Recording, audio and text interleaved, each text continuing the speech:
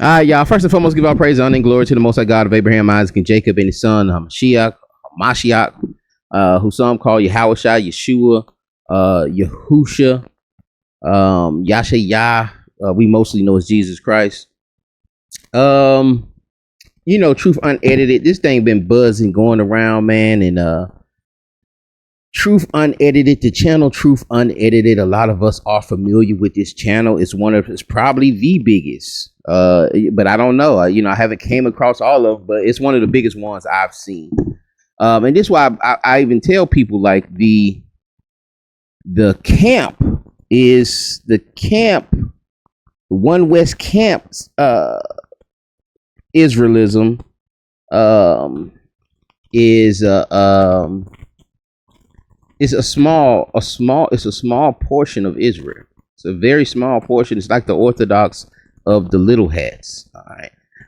And people say Israelism out of respect of the spectrum that we have a lot of different doctrines within Hebrew Israelism. We're not all in agreement. We're very few of us are in total agreement. And I think that's because a lot of times too, we're not sitting down. We're not just really sitting down. We too prideful to sit down with this text and really just hash some of these differences out.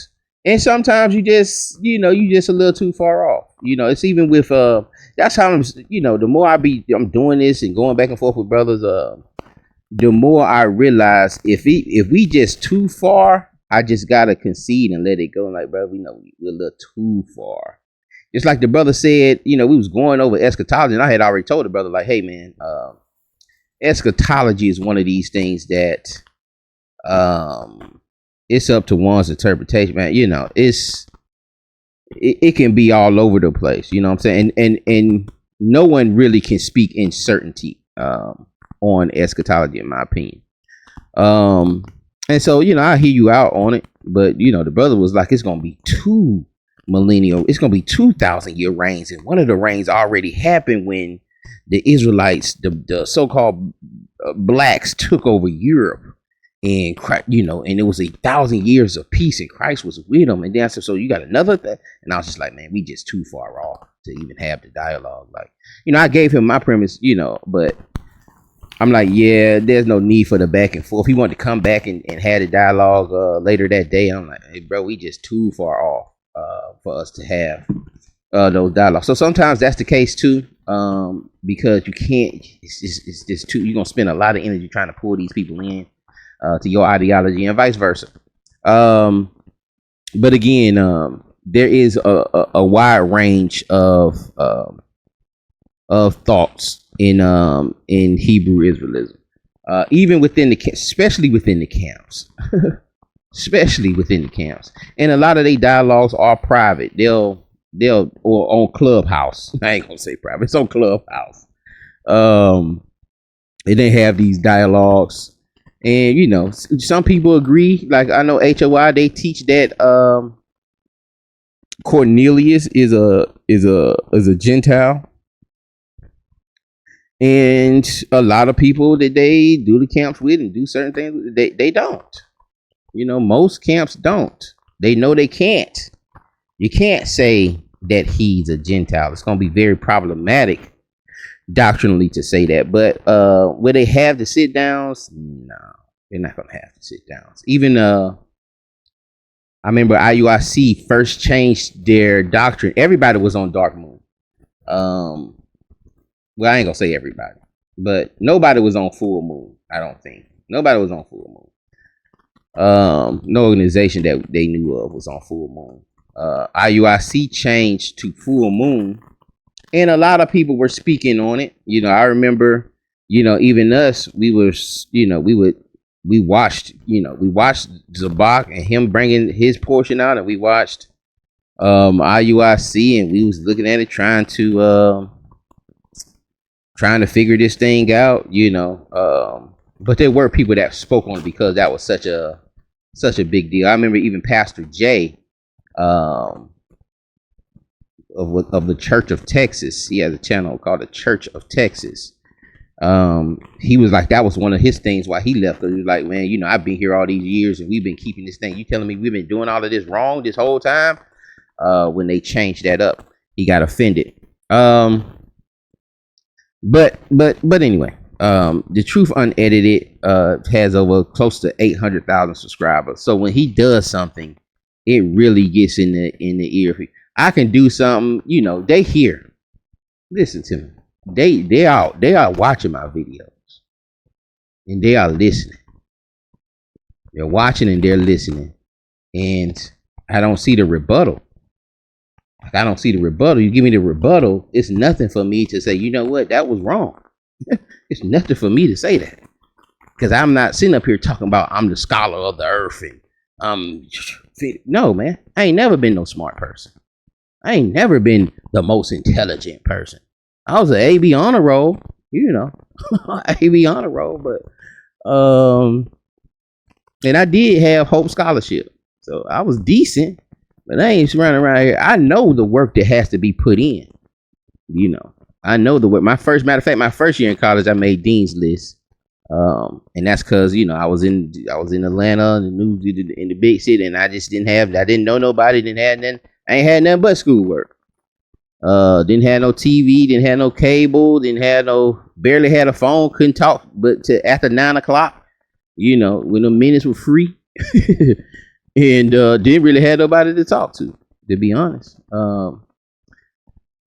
But I knew the work. I seen what the foreigners, a lot of them foreigners that would be acing. I was in some of their groups. I seen the work that they did. They call each other and study and do da. And that's all my thing is, man, we got to do the work. Point blank, period. It's about just doing the work, not being complacent with some of these ideologies and some of these doctrines, especially because it feels good or it sounds right. You know, that's but we really have to delve into these things. Truth Unedited brought the video out about us, about this thing being founded, and some of our founding fathers were Masons. And I agree with that. But I disagree with him saying that we're being Masons now, or we having Masonic practices now. And that can be easily proven. You can just show the examples of what they do. But for me, I think Truth Unedited did do a great job on the forefathers, the founding fathers, and some of the information on them. And he's right. We should have been the ones bringing that out. We should be the ones doing that. You know, we traveling all over the world. We traveling over there to pass up. Why haven't we went to William Crawley's organizations? His organizations are still here. Still here. And we gonna get into it a little bit. But Truth Unedited could have also, instead of him speculating, he could have also just went to these organizations. Every camp door is open. Now listen, man, you walk through a camp. You walk in a camp door, man, them jokers' eyes are going to light up. You walk inside and you walk inside the camp school. I ain't gonna say, but many don't have schools. But when we had the school, man, and somebody walked in there that we didn't know, man, we were like, man, it'll give everybody a little juice. Everybody is, like, you gonna have a good camp after the service, and everybody just get a little juice. You know, the fire get lit just a little more. That light get a little brighter when you see somebody, you know, hungry walking through that door to be fed the word. It does something, and so, you know, Israelites are yearning for that. And brother, you could have easily walked in one of these schools or walked in front of one of these organizations. With you, maybe, you know, yeah, with your camera, but you know, they probably would have been nervous about the camera situation. You pulling up with the camera, that's probably gonna look like it's gonna be some smoke. But once you introduce yourself, say, man, I'm Truth Unedited, man, everybody be willing to speak to you, man, and give you whatever history they know. But look inside of these organizations, man. I can't even, besides somebody pouring some oil over your head and praying over you and you saying your name. I don't know, because I don't know the Masonic ritual. Ain't nobody walking around with their pants leg up and turning around blindfolded. I remember too, there was a time back in the day where Kanazabak, Priest Sabak. Anytime somebody would say they were a Mason, he was like, "You didn't ride that horse, did you?" And it was something about riding that horse, whatever ritual it was about riding that horse. And he was like, "You can't come back from," was what he was trying to say. Like, you couldn't come back from riding that horse. I hope you didn't ride that horse. I used to see him say that a lot of times with dealing with Masons. But back in the day, man, our people loved Masons. We loved them. I remember that part in Rosewood with them two Masons helped the other white dude leave out. But it was something about them Masons. It was something about being even as a child, you know, people were proud to be a Mason. A lot of black people were proud to be Masons. They had a good reputation on it somehow. We didn't know what it was, and we didn't know it wasn't like it is now with the Illuminati and the da. It wasn't that kind of talk back, when I was growing up. You had uncles. Yeah, all my uncles Masons, man. So Mason and they can get out of jail free, and they don't have no tickets. They do a certain handshake when they get pulled over, and they get out of that stuff was there. And I think most prominent movements, most big movements back in the early 1900s, mid 1950s, 1960s, 70s, I think all of them brothers probably were probably Masons. What's the brother over the Moorish Science Temple of America? Drew Ali. Prophet Drew Ali, that's Noble Drew Ali. Probably was a Mason. Elijah, probably a Mason. Fra Muhammad, probably a Mason. And that's me speculating. I'm just saying, back in those times, prominent people probably came from that stem. Martin Luther King, any police officers, for me too. If I say a brother is a police officer or in the military, I would speculate, yeah, I mean, he probably have got involved in that because of certain. That's where probably most of the recruiting happened. I ain't never had nobody come to me and say, "Hey, man, you want to be a Mason?" And you ain't gonna see that within these camps, as far as I know. I haven't seen that. A lot of these camps are inside people's houses. They're doing classes in people's houses, and man, it's just too easy for you to get the information from an Israelite.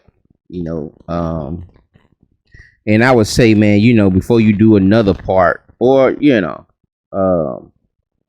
one of the parts, or at least the final part, that you go visit these camps. A lot of them riled up right now, and but that's my thing with the camps. Man, we ain't nobody no Mason, and y'all gotta stop that though. You can't do that now. You can't say that these folks weren't Masons, and all you have to do is prove it with the evidence. Show that they weren't Masons. Anyway, let's get to this video, y'all. And that's my issue on both sides. Israelites trying to say, well, no, man, that ain't true. It is true. He's showing you evidence that, but we don't want to believe that because they're not doing it today. Far as I know, I ain't never seen it. But wait, I do know a camp that is like that does these rituals where people are inside of the corner for 12 hours praying to a deity. But this camp is never in the mix. And you have to, it's a priesthood. And I've heard some of these things that these brothers do within being initiated as a priest has some resemblance to some of those Masonic rites. And I'll leave it there. If you know what I'm talking about, put it in the comments. Nah, don't put it in the comments. I don't even want nobody to get involved. Let me transition here. And then we're going to watch this video. This brother did the video last year around the same time. That's funny. May 29th, 2024, he did this video. Only got 900 views. I'm sure I'm sure Truthunedited probably his video probably had 90,000 views. And this is why everybody going crazy about it. That's why Israel's going crazy about, and his beef, even to the point where Deacon had brought up, Priest Sakai had brought up some of his video, some of the footage that he did with him, and was trying to go, back and forth. Well, he said this and he said this, which some of that stuff was contradicting. And I think Truthunedited is a humble brother. And why I say that is because, well, I ain't gonna say he humble. I don't know if he humble, but I know. I feel like he was kind of nervous with the confrontation, and I feel like he may be a little emotional now with these latest parts that he's done.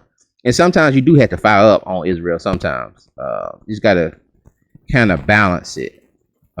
In my opinion. States in 1893. Fair use. Fair use. This joker here smoking and he into this waspy, and we have to deal with that too, man. It's still lingering. It's still lingering around here from the brothers out there in St. Louis. It's a waspy doctrine. Crowdy's behavior became strange. For example, he was not always aware of people talking to him, but would sit staring for long periods of time. Now, come on. This is what they're saying. He said he had strange behavior. He says he was not always aware of people talking to him. So you know sometimes when you're talking to somebody and they ain't paying attention, they're just kind of spaced out. That's what they're saying. That's what they're saying. But keep in mind, during this time, at the same time of the spiritual movement, a lot of spiritual activities was going on. You remember he said he had a vision and somebody told him in the vision. See that? This is 1893. This ain't too far from Owaspy. This is when the awakening. Look at that. And he tried to connect it to the Dawn of Waspy Bible. When the spirituality was taking place, what they call the spiritual age movement, it was a lot of spiritual things really going on. Niggas ain't just talking. There was abnormal activities going on. And here's an example right here. So Crowdy said he had a vision. He was told that the blacks, the blacks were Israelites. The Latinos, Native Americans, they didn't come till later. Much later. He claimed to have had several visions in which he was told in the visions that black people were descendants of the 12 lost tribes of Israel. That's how you came about knowing that you was a black Hebrew Israelite from this black man. He was the first African American in this country to make that claim. And like I said, he didn't make the claim based off a pedigree of rabbinical niggas coming down his forefather lineage. He had a vision. He had a vision. He proceeded to create the Church of God and Saints of Christ and is regarded as what? A founder of the Black Hebrew Israelite movement. So the founder of your movement was a Freemason who was kissing ass to the goddamn Grand Masons of Ireland and the Grand Masons of goddamn England. Just gave you a brief history of them two lodges that permitted them to initiated them. The Grand Lodge of Ireland initiated Prince Hall and them as becoming Masons, and the Grand Hall of England gave them their charter. And this, your first Hebrew Israelite, the first guy to ever make the claim of being a Hebrew Israelite was a Freemason. And look what it states. Look, in 19... And I'm sure Truthunedited may have seen this video. 1903, he brought 40 acres of land in Suffolk, Virginia, calling it Canaan land. Canaan. Now look at the years, 1903. Notice he named it the land of Canaan and not the land of Israel, because the state of Israel was not even a thought at this time yet. Because keep in mind, the state of Israel came into existence in 1948. So prior to 1948, you know the land of, there was aware of the land, what you call Israel today as the land of Canaan. The land of Canaan. That's why he called it the land of Canaan. He ain't know nothing about no land of Israel. Why would he call it the land of the cursed people? Cursed be Canaan. Huh?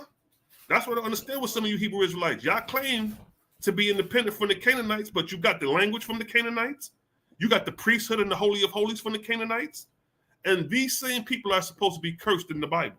but you got everything from them. Your customs, your culture, everything. Even your God. So in 1903, he bought 40 acres of land in Virginia and called it Canaan land. The very first black man who claimed to be Hebrew Israelites in the States had a land called Canaan land. Now, this is the church he made up. Now, look, the Church of God and Saints of Christ. The Church of God and Saints of Christ, headquartered in Belleville, described itself as the oldest African-American congregation in the United States that adheres to the tenets of Judaism. See that? The first black man who claimed to be an Israelite from a vision, when it came to reality, he had to deal with the adherence to the tenets of Judaism.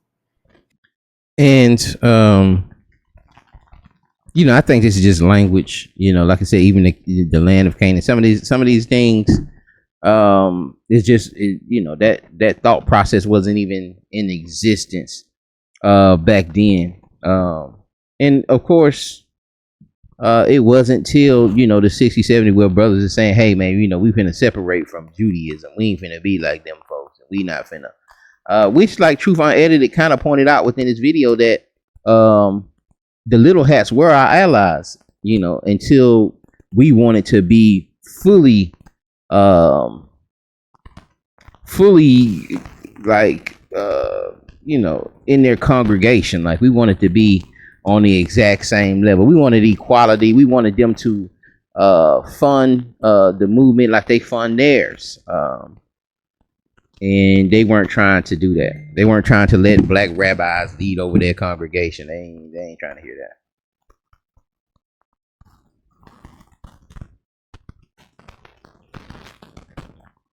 Hold on 1 second, John.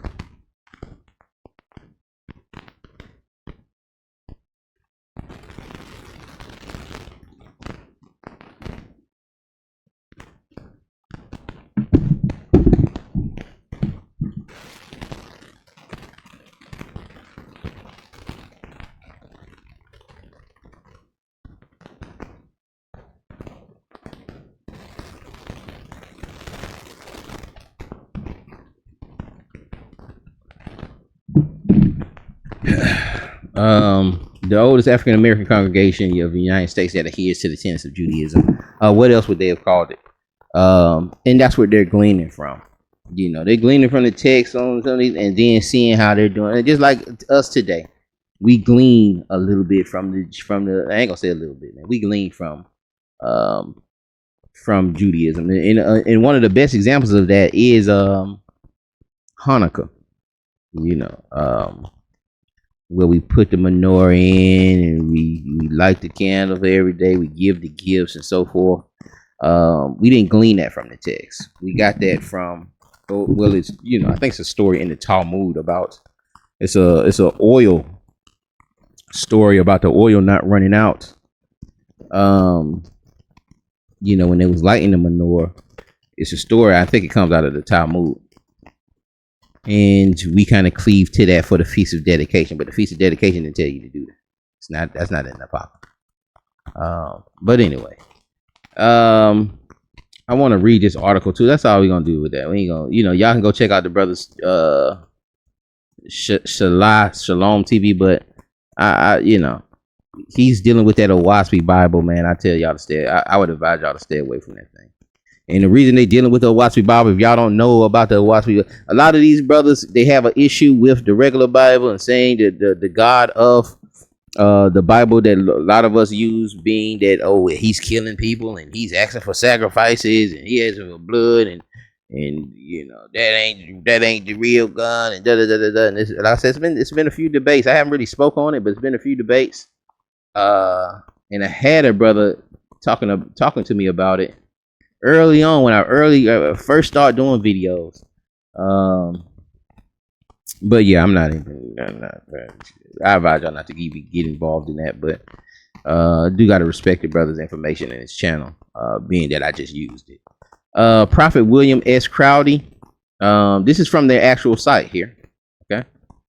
All right. The COGASOC.org. All right, this is his actual website, and we're gonna see, man, that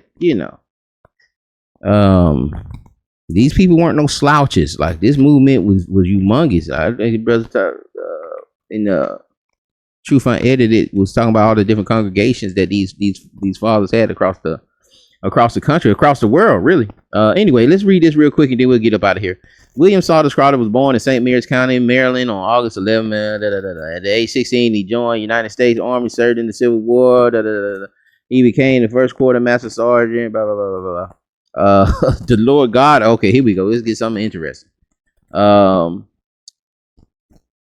He was discharged in 1872 while in Gertrude, Oklahoma on Tuesday, September 13th, 1892. The Lord God appeared unto William S. Crowdy in a vision, telling him that he wanted him to redeem Israel out of spiritual and mental bondage. Being unaware that he had been chosen by the Most High before the conception of birth as a prophet to the nations, Prophet William S. Crowdy was frightened by this and subsequent revelations. Jeremiah 1:5. All true prophets of God are called through divine revelation. In Numbers 12:6, the Lord declares, "Hear now my words. If there be a prophet among you, I, the Lord, will make myself known unto him in a vision and speak unto him in a dream." If one would but read the prophets from Abraham through Malachi, one will find consistently throughout the calling of the prophets by God through dreams and visions. Excuse me, y'all. And so it was with the call of Prophet William S. Crowdy in 1892. The hand of the Lord was upon him and carried him out in the spirit of the Lord and set him down in the midst of the valley, which was full of dry bones. The command was so awakening, said the prophet, that one could not resist its calling. However, he did resist at first because of his family, poverty, and acreage ties. He promised God that if he gave him one good year, he would go and be a messenger to humanity. God gave him a good year, and he asked for another after that and got it. But in 1895, sound like Gideon a little bit. In 1895, he again asked God for one more good year. Yeah, this Gideon, and promised then to prophesy. That year, his business endeavors failed miserably, and his losses were severe. One day, while felling trees, the hand and the spirit, and that might be a cultivating word there, felling trees. Y'all hit the comments, let me know what felling trees mean, or is that a typo? But that could be a term, some cultivating term about, working with these trees, doing something, trying to bring it back to life. The hand of the spirit of the Lord were heavy upon him, he said.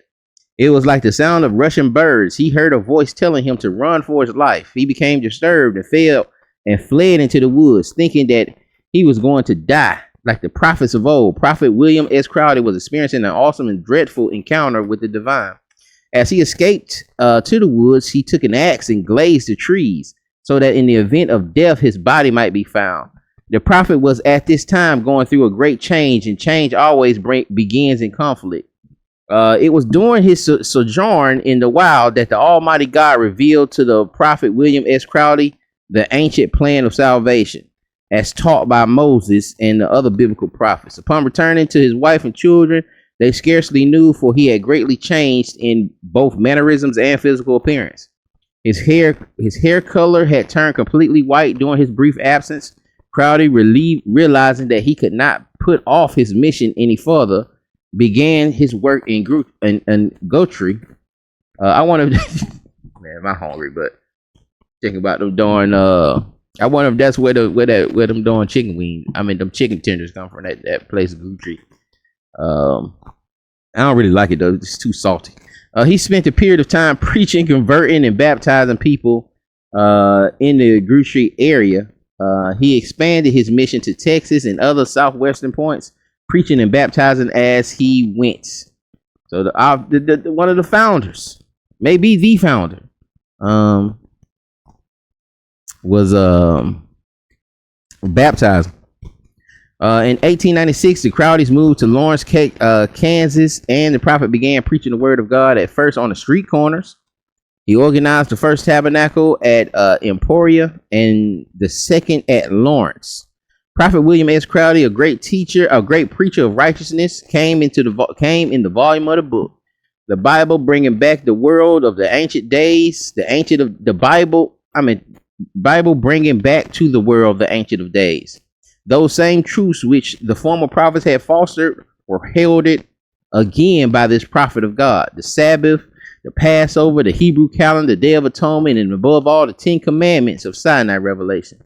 As he strove to reestablish this doctrine and gather the lost sheep of the house of Israel, Matthew 16, that was kind of confusing for me because I wonder if they are messianic now. Or if they were messianic back then, but they have, they're putting it in here. Go gather the lost sheep. He might, with his opposition from some of his listeners and from some of the civil authorities, he was met with opposition. While preaching on the streets, he was arrested 22 times. However, he continued the mission on which he had been sent. The membership was increasing so rapidly that the religion that the prophet gained the attention of major newspapers. They began referring to him as the Black Elijah. He replied, "I'm not Elijah, but I come in the spirit and in the power of Elijah." So I'm gonna go back to the darn like these folks be like these Christians be going back to the authority, or not the Christians, I'm gonna say the Catholics. I'm gonna say a lot of these Catholics be going back to the church fathers and using the church fathers for authority on some of these things that we can't agree on, man. I'm going back to William Crowdy. Crowdy said he ain't Elijah. He just come in the spirit and the power. And that's gonna kill that reincarnation doctrine. But anyway, jokers ain't gonna eat that at all. They gonna say William Crowdy was bugged out of his mind and we ain't got nothing to deal with. Anyway, after establishing congregations in 3 cities in the state of Kansas, Lawrence, Emporia, and Topeka, and ordaining ministers to be in charge, the prophet moved to Sedalia, Missouri, Chicago, Illinois, and several cities in New York, establishing tabernacles and ordaining an elder in charge in each city before moving from location to another. In May 1899, Prophet William S. Crowdy moved to Philadelphia, Pennsylvania.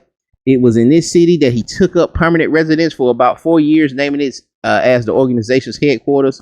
By 1901, more than 1,300 members had joined the Philadelphia congregation. Several kinds of businesses were established the same in the city, including a general store, a barber shop, a restaurant, and a printing plant. All of this came out of that business, out of that tabernacle that was in Pennsylvania. And that's why it's important for us to learn the history so we can understand, some of the things that they were implementing, and we can try to do those things and make them better. And this was probably before, I don't know, is the 501c3 a thing in the early 1900s?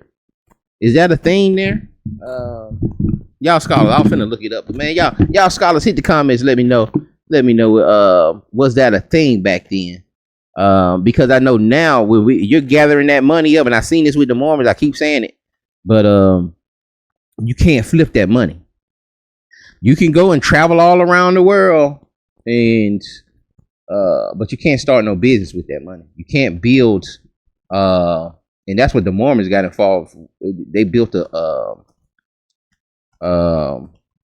a mall, but it's a strip mall. They built a strip mall. Start renting that. They built a strip mall with the money. They're like, no, you can't do that. But I think they in court still battling that. Whatever. While in Philadelphia, the prophet convened the first Passovers of our congregation to be held in the East on April 14th through 21st, 1901. The first Passover was held in Lawrence, Kansas, in April 1899. Thousands of saints came from many cities throughout the country to attend the services. All praise. Because of the prophet's great success, jealousy began to swell up among many prominent clergymen and many other religious persuasions. He was accused by them of anarchy and preaching false doctrine. In February 16, 1902 issue of Philadelphia Daily Press no longer published. A detailed article appeared telling of the mass meeting held by those ministers and how they declared that this so-called Negro prophet must be stopped. In a statement to the newspaper, the prophet stated in part, the more they denounce me, the more people pack my services. I came to the city less than a year ago from Texas and have taken in over 1,300 converts. They are jealous of my success. I teach my people to love one another, keep the 10 commandments, pay their honest debts, and abstain from alcohol and tobacco. But was in the video. But yes, he don't believe the text anyway. If that's anarchy and false doctrine, I'm willing to take a back seat. Mayor Ashbridge has seen my work, and he finds no offense in me. Even the mayor finds no offense. All right. Was the mayor black? Was the mayor black or we in Philadelphia? 1900. Somebody give me that. Do we know if this mayor was black in Beverly, Pennsylvania? I doubt it, but I doubt it. I doubt it. As a Philadelphia congregation, but see, that's how my mind works. You know, when I be reading stuff and I need to know this. I need to know this. As the Philadelphia congregation continued to grow, the prophet began to ordain many ministers and send them to various cities throughout the United States to establish this noble work and gather Israel. In 1903, this ain't a long article. See, we at the end.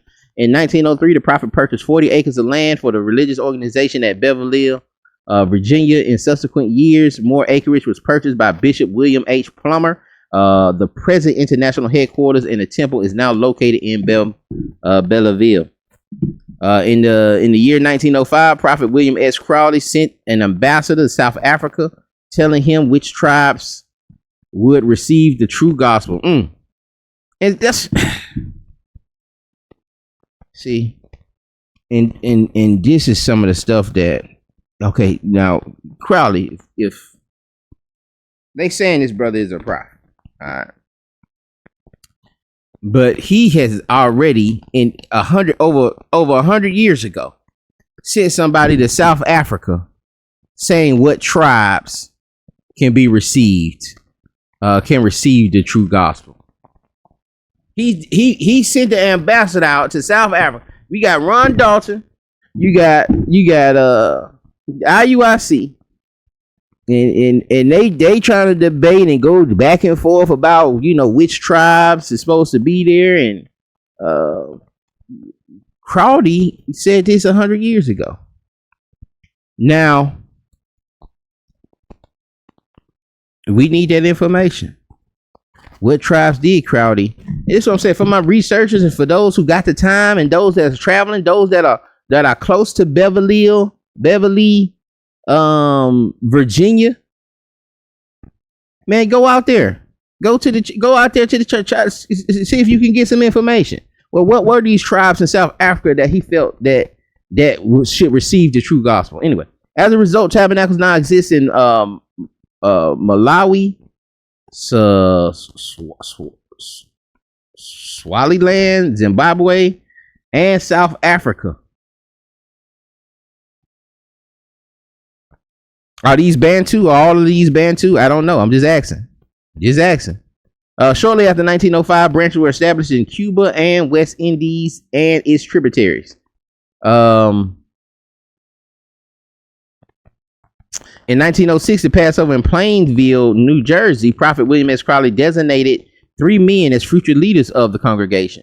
They were Evangelist Joseph W. Crowdy, Evangelist William H. Plummer, and Elder Calvin S. Skinner. In his declining years, the prophet often spoke to the God's people about love. One of the most enduring, noteworthy pronouncements was, "Little children, love ye one another," because it still remains timely and applicable to every generation. The accomplishments made by this one man in just 12 years are incredible. Although still within the shadow of the signing of the Emancipation Proclamation, look what they're saying. Still in the shadow of the signing of the Emancipation Proclamation, this unsung hero of faith, Prophet William S. Crowdy, excelled not only in field of religion, but also as a businessman, industrialist, musician, and Grand Master of Masons.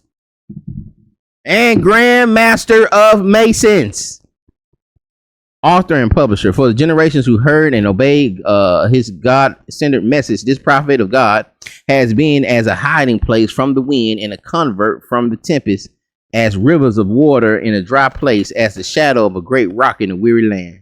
Prophet William S. Crowdy fell asleep on August 4th, 1908 in Newark, New Jersey, although his remains are interred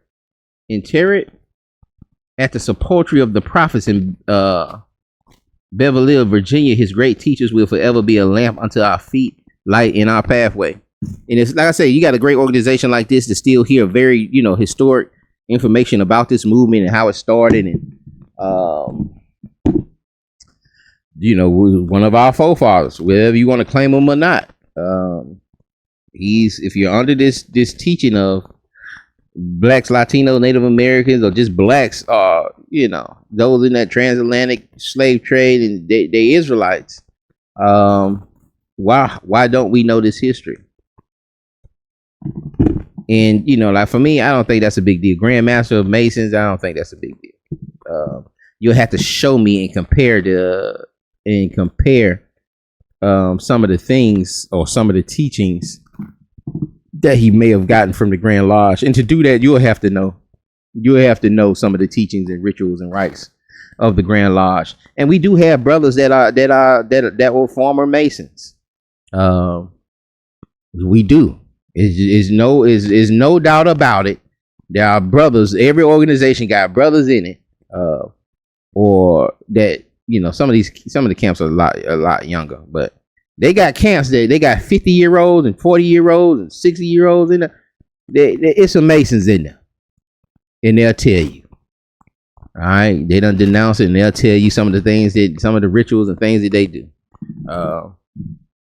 And you can talk to them, and camp members can talk to them. But to say that a lot of these camps are doing that stuff today, I've never seen it. Like I say, man, this thing ain't really as organized as y'all think.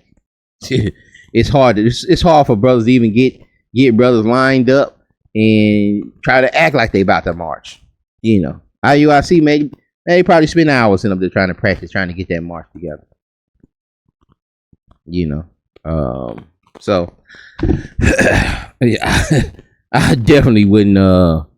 I definitely don't see that, man, where they're trying to implement. But I have seen it in other things, man. I ain't gonna flex. I have seen it in other organizations, but as a whole, as a majority, 95% of the camps, maybe 98% of the camps that ain't dealing with no Masonic rituals or nothing like that.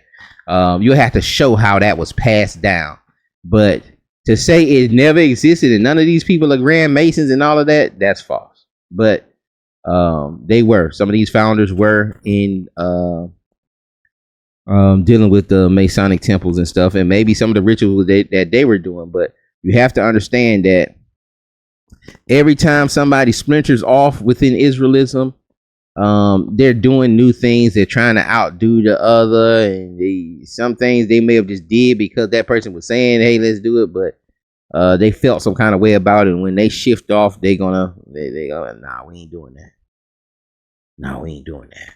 But that'll be my challenge to Truth Unedited, is to go and show some of the rituals that may be the same. And not only that, maybe go to sit inside a couple of classes. Go to IUIC, sit in the class. Go to the New York or the Atlanta camp and sit in the class before you, and do your research. Do some hard research. Just don't be on the internet. Go in there, and ain't nobody gonna stop you from going in there. Go in. I know IUIC gonna want your ID, and you shouldn't be afraid of doing that. You can't bring no weapon in there. They're gonna pat you down. They're gonna want your ID. Outside of that, you go in there and sit down, man, and get your pen and your paper. And then after that, you could even being the clout that you have, you probably can interview a Bishop Nathaniel, or you just set it up. I'm sure Bishop will allow you to interview. I'm sure any camp leader would allow you to interview them and ask them about some of these questions that you have. Because they want to prove you wrong. So they will sit in front of that camera for you to interview them, and they'll interview you. He may even interview you and ask you where you come from and so forth. But anyway, man, I pray this thing was edifying. Y'all be blessed. What do y'all think about the truth unedited? I know this thing is getting a little it's getting a little rowdy out here, man. But again, y'all, I pray this thing was edifying. Y'all hit the comments, tell me what you think, leave your thoughts. And I don't delete comments. Y'all keep saying that, but I'm not deleting your comment. YouTube is deleting your comment. Watch your language, and keep everything decently and orderly. Shalom. Y'all be blessed.